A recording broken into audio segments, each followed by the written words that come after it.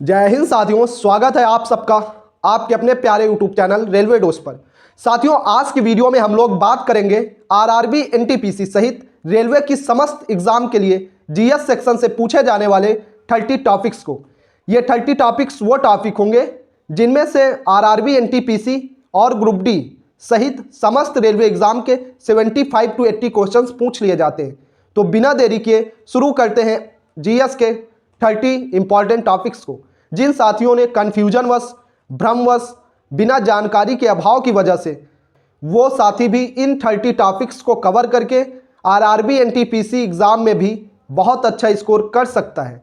तो बिना देरी के शुरू करते हैं 30 इंपॉर्टेंट टॉपिक्स को। सबसे पहले टॉपिक की बात करें तो सबसे महत्वपूर्ण पहले टॉपिक की, जिसका नाम है भारतीय संविधान और उसके अनुच्छेद।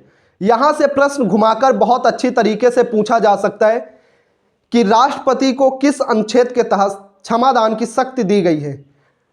ग्राम पंचायत का गठन किस आर्टिकल के तहत किया जाता है। भारत में एक राष्ट्रपति होगा का उल्लेख किस आर्टिकल में किया गया है। वित्त विधेयक संबंधित कौन सा आर्टिकल है। आई होप आप सबको समझ आ रहा होगा कि इन टॉपिक से कैसे प्रश्न पूछा जाएगा। बढ़ते दूसरे और इम्पॉर्टेंट टॉपिक की, जिसमें हम जानेंगे दूसरा इंपॉर्टेंट टॉपिक है खेल और उससे बनने वाले विविध प्रश्न। खेल, आप सबको पता है कि भारत में पिछले कुछ सालों में खेल में बहुत ऊंचाइयां हासिल की है। जैसे ओलंपिक को ही ले लीजिए तो यहां से क्वेश्चन बनना 100% तय है। बात करें 2024 में पेरिस ओलंपिक हुआ, पेरिस पैरालंपिक हुआ, तो यहां से भी प्रश्न बनेगा। प्रश्न ऐसे बन सकता है कि पेरिस ओलंपिक में भारत के लिए कौन सा ऐसा एथलीट है जिसने सिल्वर मेडल जीता। आई होप आप सबको नाम पता होगा, भाला फेंक में नीरज चोपड़ा ने सिल्वर पदक 2024 के पेरिस ओलंपिक में जीता था। उसके बाद बात करें, यहाँ से प्रश्न ऐसे पूछा जा सकता है कि कौन सी ऐसी महिला एथलीट है जिन्होंने इस बार के ओलंपिक में भारत के लिए मेडल की शुरुआत की थी। बात करते हैं तीसरे इंपॉर्टेंट टॉपिक की, जिसका नाम है क्लासिकल डांस। क्लासिकल डांस एक ऐसा टॉपिक है जिसके बिना आप सबका कोई भी एग्जाम पॉसिबल ही नहीं है। यानी कि क्लासिकल डांस से क्वेश्चंस पूछे जाने तय हैं। बात करें इसमें कितने तरह से क्वेश्चन पूछ सकता है, तो इसमें क्वेश्चन 3 टाइप से पूछता है। पहला टाइप होगा कि क्लासिकल डांस का नाम दे देगा और उससे रिलेटेड स्टेट पूछ लेगा। दूसरा टाइप होगा इसमें पॉपुलर डांसर का नाम देगा, उससे रिलेटेड क्लासिकल डांस पूछ लेगा। तीसरा और इम्पॉर्टेंट टाइप होगा जहां से एग्जामिनर आप सबको फंसाता है एग्जाम में, वो टाइप है कि पॉपुलर डांसर को मिले अवार्ड्स, यानी डांसर रिलेटेड अवार्ड्स। ये टॉपिक बहुत ज़्यादा इंपॉर्टेंट है। यहाँ प्रश्न ईयर वाइज भी पूछ लेता है कि किस वर्ष में मृणालिनी साराभाई को केरल का निशा गांधी पुरस्कार मिला, तो वहाँ पर आपको ईयर वाइज चीज़ें याद रखनी होंगी। उसके बाद बढ़ते हैं चौथे इंपॉर्टेंट टॉपिक पे, जिसका नाम है फोक डांसेस। यहाँ भी क्वेश्चन 3 तरीके से पूछा जाता है। पहला, सीधा और सीधा फोक डांस का नाम देगा, रिलेटेड स्टेट पूछ लेगा। उसके बाद देगा जनजाति यानी ट्राइब्स रिलेटेड फोक डांस पूछ लेगा। और तीसरे टाइप से पूछेगा कि किस कारणवश या किससे प्रेरित होकर फोक डांस मनाया जाता है। बात करते हैं अब पांचवें और इम्पॉर्टेंट टॉपिक की, तो गांधी युग। गांधी युग जीएस का एक ऐसा पोर्शन है, जीएस हिस्ट्री का एक ऐसा टॉपिक है जहां से क्वेश्चंस आना तय है। इसमें क्या होता है, गांधी जी ज़्यादा चलाए गए सभी आंदोलन का एक क्रम दे देगा और उसको सही क्रम में लगवाएगा। तो उम्मीद है कि इस टॉपिक से गांधी जी से रिलेटेड जो मूवमेंट्स हैं उनसे क्वेश्चंस बहुत पूछा जाता है। बढ़ते हैं अगले टॉपिक की ओर, तो अगला टॉपिक है इसमें मेले और त्यौहार। मेले और त्यौहार एक ऐसा टॉपिक है, यहाँ से भी प्रश्न बहुत बनते हैं।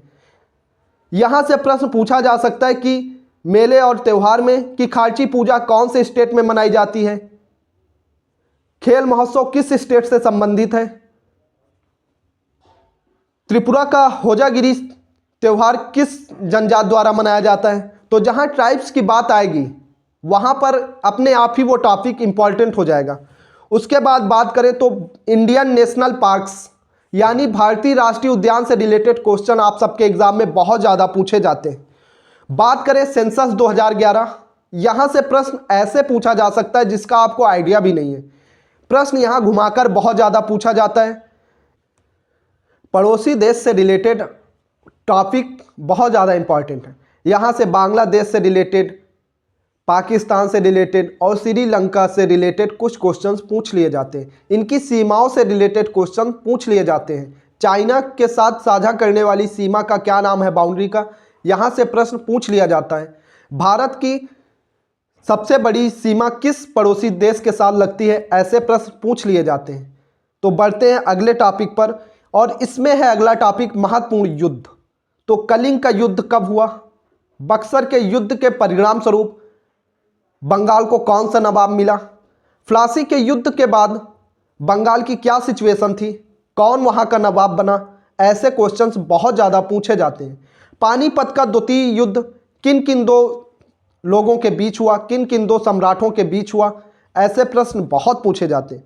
बात करते हैं उसके बाद 5 ईयर प्लान। यहाँ से भी प्रश्न आप सबके एग्जाम में बहुत ज़्यादा पूछे जाते हैं कि इसरो की स्थापना कौन से पंचवर्षीय योजना के तहत की गई थी? जब हरित क्रांति की शुरुआत की गई तो भारत में कौन सी पंचवर्षीय योजना चल रही थी? ऐसे क्वेश्चंस बहुत ज़्यादा पूछे जाते हैं। उसके बाद बात करें तो इंडियन नेशनल कांग्रेस, भारतीय राष्ट्रीय कांग्रेस, यहाँ से प्रश्न बहुत ज़्यादा पूछा जाता है। कांग्रेस की स्थापना किसने की? कांग्रेस के प्रथम मुस्लिम अध्यक्ष कौन थे? पहली महिला अध्यक्ष कौन थी? कांग्रेस ने किस मूवमेंट में, किस आंदोलन में स्वतंत्रता की बात की, पहले स्वाधीनता की बात की? ऐसे प्रश्न बहुत ज़्यादा पूछे जाते हैं। उसके बाद नदी प्रणाली और सहायक नदियाँ, यानी प्रवरा नदी किस नदी की सहायक नदी है? यह ब्रह्मपुत्र, यमुना किस नदी की सहायक नदी है? ऐसे प्रश्न बहुत पूछे जाते हैं। उसके बाद इसमें एक टॉपिक और है पुस्तक और लेखक। पुस्तक और लेखक बहुत ज़्यादा इंपॉर्टेंट टॉपिक है। यहाँ से प्रश्न आप सबके एग्जाम में 90 to 100% पूछे जाते हैं। बात करें नेक्स्ट टॉपिक की, जो कि है पुस्तक और लेखक संबंधित। यहाँ से आप सबके एग्जाम में प्रश्न जरूर से जरूर पूछा जाता है। प्रश्न पॉपुलर प्लेयर्स को ले लेता है, कभी कभी उनकी बायोग्राफी पूछ लेते हैं, एक्ट्रेस की बायोग्राफी पूछ लेते हैं, और फिर ये भी रहता है कि इतिहास की बुक्स भी पूछ लेते हैं। इतिहास में जो प्राचीन इतिहास, मुगल के समय की बुक्स भी पूछ लेते हैं कि जैसे हुमायूंनामा किसने लिखा। बात करें वर्तमान समय के परिप्रेक्ष्य से तो सिक्स मशीन किसे ने लिखी? इट्स प्लेइंग इट्स माई वे पुस्तक के लेखक कौन है? ऐसे प्रश्न बहुत ज़्यादा पूछे जाते हैं। अब बात करते हैं अगले टॉपिक की। तो अगला टॉपिक है राजवंश संबंधित शासक, उनके संस्थापक शासक और उनके अंतिम शासक। यहाँ से प्रश्न बहुत ज़्यादा पूछा जाता है। उसके बाद बात करें संगीत और वाद्य यंत्र। संगीत और वाद्य यंत्र से रिलेटेड भी प्रश्न बहुत ज़्यादा पूछा जाता है। जैसे पंडित रविशंकर का संबंध किस वाद्य यंत्र से था? जाकिर हुसैन का संबंध किस वाद्य यंत्र से था? जाकिर हुसैन का संबंध किस घराने से था? तो ऐसे प्रश्न बहुत ज़्यादा पूछे जाते हैं। आई होप वीडियो आपको पसंद आ रही होगी। अगर वीडियो पसंद आ रही है तो चैनल को सब्सक्राइब करिए, वीडियो को लाइक करिए और अपने दोस्तों के साथ शेयर करिए। बढ़ते हैं नेक्स्ट टॉपिक में। उसके बाद नेक्स्ट टॉपिक है इम्पॉर्टेंट डेज। इसमें डेज में भी क्या, इंटरनेशनल डेज और नेशनल डेज दोनों से ही प्रश्न पूछे जाते हैं।